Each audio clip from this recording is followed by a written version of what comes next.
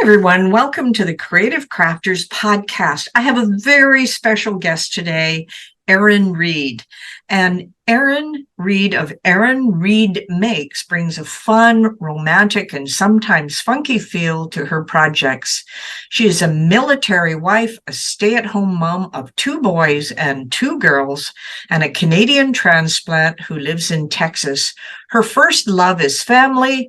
Her second love is crafting in all forms, including scrapbook layouts, art journals, cards, mini albums, mixed media, altered items, home decor, and DIY. She's been published in many magazines, books, and websites since she started her professional crafting career in 2015. She has worked with and created products for many companies. She loves to create video content for her social media channels, and you can even catch glimpses of her kids in them from time to time. So welcome, Erin. I am so excited to have you here.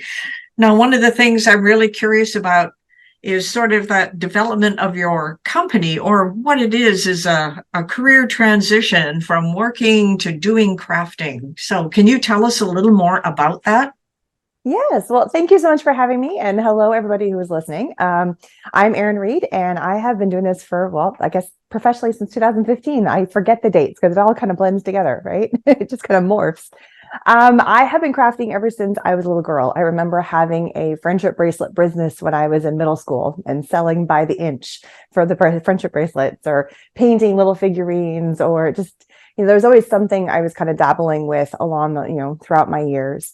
And so when a crisis in my family, which was one of my children, passed away, I leaned into creativity to help feed my soul and to heal as art therapy, craft therapy, keeping your hands busy, keeping your mind, trying not to dwell on everything that is just crumbling in your life. And so I would scrapbook the pages or the pictures of my daughter that I had. She was 4 months old when she passed away. And so doing that and just getting creative, and then going online and searching for fun scrapbook ideas. And so I was seeing her pictures, was working through my emotions, staying up until the wee hours of the night of 4 o'clock in the morning, just because I couldn't sleep. So that's what I did instead, just to keep everything somewhat sane. Also taking care of my son, who was 3 at the time, and just trying to get through from day to day to day. And after looking at how to do stuff, I started getting braver about making projects, and I was on scrapbook.com, and forums were a huge deal. So I got brave about posting pictures of my projects on the forums after getting some amazing compliments when I went to my local scrapbook store, which was 5 minutes away from my house. So that became my other refuge. I got out of the house, started kind of hanging around people again, because I definitely hermited in my house after my daughter passed away. And, started going to Friday night crops and just kind of being around people again. And everybody was so amazing. And I loved the community of the crafting world. I'd never really been in it before in that aspect, but, really kind of dove in head first. I taught classes at that store, kind of got my feet wet with teaching classes. And I'm a teacher by trade. That's what I did before. That was my last official work day in the corporate world, quote unquote, or educational world, a paycheck coming from a monthly salary kind of thing, right? And so, kind of getting back to my teaching roots, got braver, posted things online. Some companies started seeing what I posted. They reached out to me, and then design teams kind of started happening, and then realizing I really love this. I love the flexibility of being able to stay at home, because I really wanted to be there for my kids and not be away after what had happened. So they became, a big part of, I had to be there just in case they were homesick or whatever. And, but I could still work, and then when my daughter got to elementary school, so my youngest made her way to elementary school, I had a little bit more chunk of time. So that's when it really kind of took off, and, started posting videos. And that was a big win for me. I didn't realize how much I loved doing videos until you try it, right? You don't realize what you love until you go for it. And it was a slow, just kind of transitioned from one thing to another, and got brave and went to a trade show and really loved doing that. And again, putting my teaching hat back on and teaching classes at trade shows and demoing in front of for the companies at different events and things like that. And then doing the videos and teaching through videos and doing the lives. And so everything has just been kind of a snowball of adding things. Ooh, that looks cool. Let's try that. And now I'm adding virtual retreats and in-person retreats to my feather in my cap. So it's all just kind of takes its own natural course. And when you see something that's cool and exciting, you're like, oh, let's go try that. And that's pretty much how the whole business has worked out, is you see something new and cool and fun, but still within the realm of all things creative. And you just try it. And sometimes they fit and sometimes they don't, but you don't know until you try it. So Yeah, that's kind of the world of my business.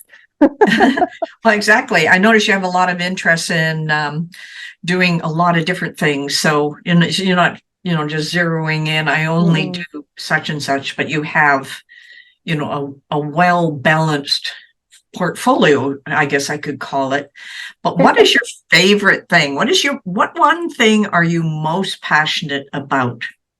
Oh, just having fun. So whatever, it doesn't matter what I'm making. I'm not specific about what kind of craft or art or the thing. It's as long as I'm having fun while I'm doing it and I'm feeling those good vibes and getting those like little happy feelings while I'm creating.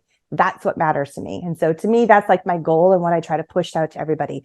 The whole reason why you should be doing what you're doing is not to be stressed and pissed and like, I can't find the right colors and get all like stuck in your head, and kind of get that. It's to feel good about creating. Creating should be something fun. There's endorphins when you're creating and you have that aha moment and you just like, I made this, look how cool this is. And it could be a beginner or it could be somebody who's been doing it for ages. So I always say, it doesn't matter what you create or what it looks like. Did you have fun doing it? And if that's the answer, then that's a huge win. And that's how I look at it. And that's why I love doing what I do, because I have fun doing it. So yeah, and that's key. Just walking into something like a Michael's, a Joann's, a Hobby Lobby, or a dollar store, it just gives tons of ideas. So I'm going to ask you, where do you get all your creative ideas? Truly, it's from things that happen in my life. So like, we need this for my kids. My daughter has her softball helmet, but there's another girl that has the same softball helmet. So, okay, we got to put vinyl on that so it distinguishes her from the other girls. All right, well, let's make a file that can distinguish. So, and then that gets posted online. Or cards are easy. I love cards because we always need cards for everything, but there's a new cool technique that you can do. So, I mean, it's kind of a necessity of what's coming up in our life. Seasonal is always fun. What's one fun, new, cool thing? Oh, it's a neat product. Let's try that. I am so like all over the place when it comes to what I create, because it's just what around me inspires me. Every now and then I hit kind of like a brick wall. And so I go back to my safeties and my safeguards, and I just kind of go back to my roots, or I'll pull out something or a tool that I haven't used in a long time. And that'll kind of help me get through my funk of what to create. But truly it's my kids and what event is coming up. And there's a birthday. All right, well, it's a party. Okay, that's cool. Or there's this cool movie. Oh, let's make something that has to do with that, or that trend that I just saw, or that looks fun. So yeah, I'm a total scatterbrain when it comes to let's try that new shiny thing. Yeah, it's hard not to just pick up on things. I take pictures of a lot of stuff and oh, that is so cool. I wonder if I can re-engineer that or make that. So, how do you go from the process? You come up with an idea, but you must have some sort of process you go through in order to do that. Now, do you buy special materials for it, or do you use what you already have? I love to use what I already have. I am the queen of hoarding. I'm sure all crafters are. We tend to see that cool new thing and then we buy 10 of them because they're just so cool and so fun. So I love to use what I already have, but I also love new products. I mean, I can't say that I can't love new things. I am fortunate enough that I work with so many amazing companies that they have a new product and they send it to me and they're like, make something with this. And I'm like, okay, let's have fun and play with this new thing. So I never am in lack for supplies. I even had to turn one of my guest rooms into my supply room / staging area. So I have the space that's in the center of my house. Everything's based out of my house. But in terms of a process, when I get an idea, it usually takes me a week or two to kind of mull it over. And so I just kind of think about it. And like, before I go to bed, I just mull over the thought process. In my head, I have my catalog of all the different products that I have, or a company's reached out to me and said, hey, we need you to create this video, or we need these samples for this, or do you have an idea? We'd love you to use this, this, and this. So please make sure these 3 or 4 things are on there, and then create. And so that's it. Just kind of, I'm always in my head thinking before I go to sleep. Sometimes I'll wake up with an aha moment. So I dreamt about it, which is the best mornings in the world. I'm like, I solved that problem of what I need to make. Or I try not to stress too much about if I've got a video, or if I've got a content, or I've got a thing coming up. Sometimes I just let the world guide me where it needs to go, because there'll be an aha moment for me, or I will scroll through Pinterest. Yeah, exactly. I will say that. So what's the messiest craft you've done? I like getting messy, so I'm asking you this question. My messiest craft. Oh, shoot. Probably any like junk journals, because I like to have, especially if it's like a book that's got lots of pages and I'm putting a lot of paint on the book and I'm splattering and I'm adding this layer with stencils and making it all, and there's lots of drying time, but I like to put little knickknack things on there. So I want to put like this little piece of chipboard, or I want to add this little metal thing on there, or I want to add this gem. So my desk tends to be covered with all the other little doodads of stuff. And that paint, whatever brush or that stencil will sit there. And so the next thing I know, an hour later, while I'm into my junk journaling and just having fun, and I haven't done one in so long because I get so wrapped up in them. And it's just all about the process. It's not about what it looks like it's when it's done. It's just the creativity of doing it.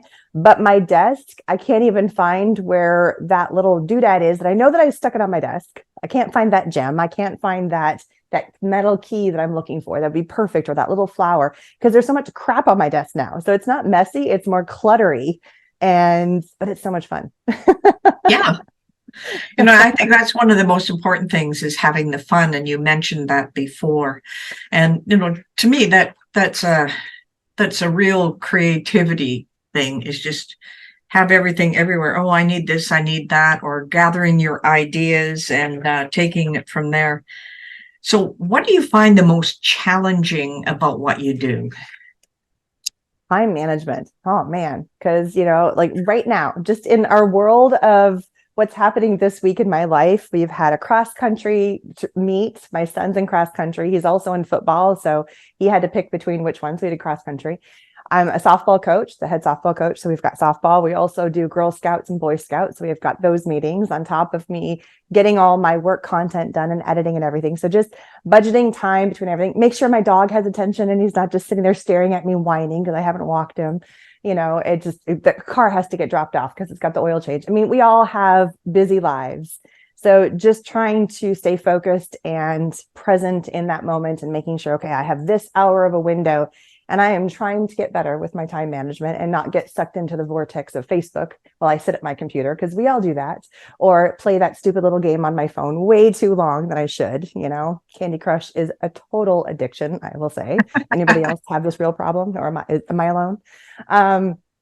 So yeah, just that is my biggest thing, is trying to juggle everything, which any woman I'm sure feels the same way. We all feel like we have to juggle, and then meal planning for dinner on top of that. Like we have 15,000 bubbles in our head of things that have to be done, and what kid has to be picked up, and all that stuff. And so it's making sure that, okay, I've got 2 hours to get down, get to work. What is my plan? This is and I'm a crosser, checklister off kind of person.